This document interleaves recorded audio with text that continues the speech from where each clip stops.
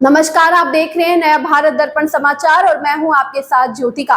आइए रुक करते हैं खबर की ओर। पकड़ी जगदीशपुर में पीडीए बैठक हुई संपन्न। मुख्य अतिथि रहे अनूप संडा, पूर्व विधायक। दुबेपुर ब्लॉक के अंतर्गत पकड़ी जगदीशपुर पंकज यादव के नेतृत्व में हुई, जिसमें मुख्य अतिथि रहे अनूप संडा, पूर्व विधायक, एवं विशेष अतिथि रहे ज्ञान प्रकाश यादव, जिसमें पूर्व विधायक अनूप संडा के द्वारा पीडीए के बारे में विस्तार पूर्वक चर्चा की गई। इसी के साथ अनूप संडा द्वारा पीडीए महत्व पर प्रकाश डाला गया। बाबा साहेब के मन पर चर्चा करते हुए पीडीए का पर्चा घर घर पहुंचाने की अपील की गई और 2027 में समाजवादी पार्टी की सरकार बनाने की अपील की गई और पंकज यादव ने आए हुए लोगों का धन्यवाद और आभार व्यक्त किया। इस मौके पर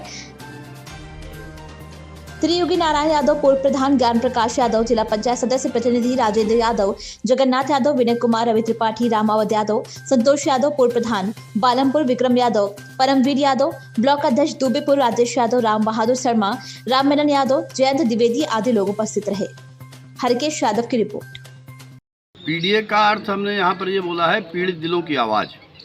वो सारे लोग जो भारतीय जनता पार्टी की सरकार में उसके कुशासन से, उसके असत्य से, उसके भ्रामक जाल से और धर्म की आड़ में जो सत्ता का खेल खेला जा रहा है उससे पीड़ित लोग हैं। वो नौजवान जो रोजगार चाहते हैं, वो किसान जो अपनी फसल की सुरक्षा चाहते हैं, अपनी फसल का उचित मूल्य चाहते हैं, वो मजदूर जो अपनी मेहनत मजदूरी की उचित दर चाहता है, वो बीमार लोग जो अस्पताल में दवा इलाज चाहते हैं, वो अभिभावक जो अपने बच्चे की अच्छी पढ़ाई चाहते हैं, उनके दिल में जो पीड़ा है उस पीड़ा को लेकर के हम लोगों ने बात की और उनको ये बताने का काम किया कि भारतीय जनता पार्टी की सरकार का एकमात्र लक्ष्य धर्म की आड़ लेकर के जनता के वोट को ठगना और अपनी कुर्सी को कायम रखना है। जबकि समाजवादी पार्टी समाज के हर वर्ग के विकास की बात करती है, सबको साथ लेकर के चलने की बात करती है, उत्तर प्रदेश के ढांचागत विकास की बात करती है, स्वास्थ्य सेवाओं को बेहतर करने की बात करती है और लोकतंत्र और संविधान को मजबूत करने की बात करती है। भारतीय जनता पार्टी की विचारधारा जो है उसका न लोकतंत्र में विश्वास है और संविधान को बदलने की उनकी मंशा है। ये बात पिछले लोकसभा चुनाव में वो लोग खुद जाहिर कर चुके हैं। सर, सरकार महाकुंभ को लेकर के बड़े बड़े दावे कर रही है, उस पर आपका क्या कहना है? सरकार असत्यभाषी है। सरकार का दावा है कि हमने कुंभ में बहुत अच्छा इंतजाम किया और यहाँ से लेकर के सुल्तानपुर तक जाम लगा हुआ है, हजारों गाड़ियाँ उसमें लाइन में खड़ी हैं। हमारे साथियों ने बताया कि लोग भोजन के लिए, पानी के लिए तड़प रहे हैं। 80-80 साल के बुजुर्गों को 20-20 किलोमीटर पैदल चलना पड़ रहा है। महिलाओं और बीमारों को पानी तक नहीं मिल पा रहा है। पुलिस उनके ऊपर लाठी चार्ज कर रही है, उनसे दुर्व्यवहार कर रही है।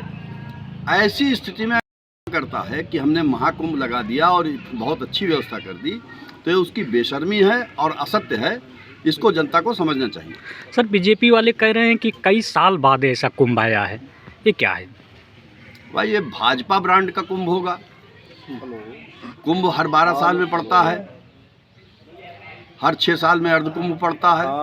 और इसमें एक और चीज़ मैं आपको जोड़ना चाहूँगा कि कुंभ के स्नान का महत्व हमेशा शास्त्रीय विधि से संगम पर करने से ही होता है। और मैंने कई ऐसे वीडियोस देखे जिसमें सरकार के अधिकारी बार बार जनता को बोलते हैं कि जहाँ जगह मिले वहाँ नहा लीजिए। आपने संगम पर स्नान करने के लिए उन लोगों को बुलाया। गुजरात से, कश्मीर से, नागालैंड से, झारखंड से, मध्य प्रदेश से, गुजरात से, कर्नाटक से, केरल से, तमिलनाडु से लोग आ रहे हैं और अगर सरकार उनको संगम पे स्नान नहीं करा सकती है तो सरकार धर्म रक्षा की बात या धर्म की बात झूठ करती है। सरकार के पास कोई व्यवस्था नहीं है, जनता के लिए उसके मन में कोई पीड़ा नहीं है।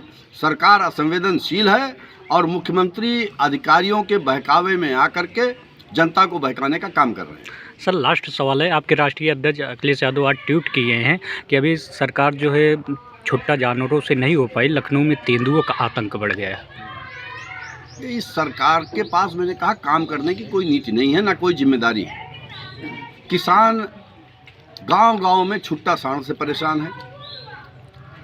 अब हालत ये हो गई कि वन्य जीव तेंदुआ, आज मैंने भी पढ़ा, विवाह समारोह में घुस जा रहे हैं, लोगों को घायल कर दे रहे हैं। ये सरकार का दायित्व है कि इन चीज़ों के ऊपर कंट्रोल करे। लेकिन हमने कहा कि जब सरकार में समझ नहीं होगी, अयोग्य व्यक्ति अगर देश और प्रदेश की कुर्सियों पर बैठेंगे और जनता को भ्रमित करके उनका वोट ठगेंगे तो फिर देश और प्रदेश में वही होगा जो आज हो रहा है। इस खबर में बस इतना ही। बने रहिए नया भारत दर्पण समाचार के साथ।